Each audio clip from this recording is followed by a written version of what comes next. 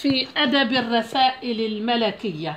صاحب الجلالة الملك عبد الله الثاني بن الحسين، صاحبة الجلالة الملكة رانيا العبد الله، صاحب السمو الملكي الأمير الحسين بن عبد الله الثاني، حفظكم الله وأعز ملككم وسدد بالخير واليمن والبركات خطاكم بيعة هاشمية أبدية. سلام الله عليكم سيدي أبا الحسين، صاحب السيادة والإرادة في مجد يدوم وعهد ذهبي يقوم بحفظ الله، لا إله إلا هو الحي القيوم، لا تأخذه سنة ولا نوم.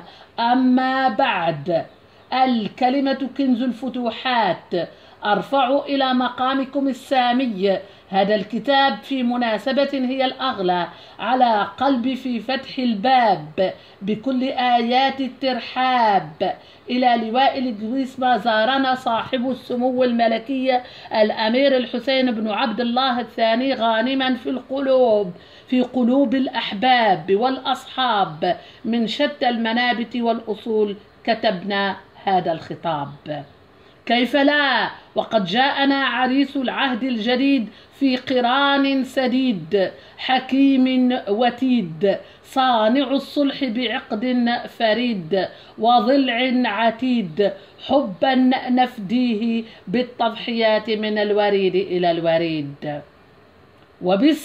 وباسم عشائر البلقاء لكم خير الدعاء، يحفظ جلالة الملك عبد الله الثاني صانع مجد الأردن في العلياء، وإلى صاحبة الجلالة الملكة رانيا العبد الله سيدة النساء، الأم التي أحسنت تربية الأمراء، رمز فلسطين في ذهنية النبلاء، ولسان العلم في كل صباح ومساء، ملازمة للقادة في العالم وداعمة العلماء على نهج جلالة الملك عبد الله الثاني بن الحسين سيد الخطباء، ولسان العلم سيد الخطباء في العالم بلغة جده سيدنا محمد بالصلاة والسلام على رسول الله خاتم الأنبياء.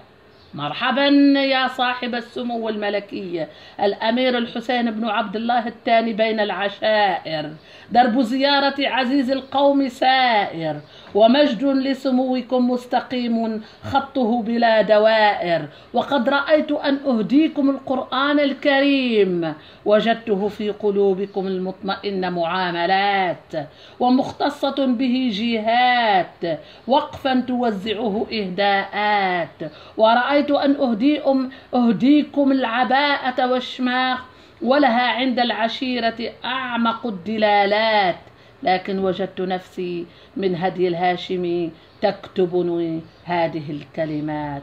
مقدسة هي الكلمة داخل السياق، يصير بها فتحا من الفتوحات ونصرا مبينا تأتي به رحمة الله تنزل من سابع السماوات.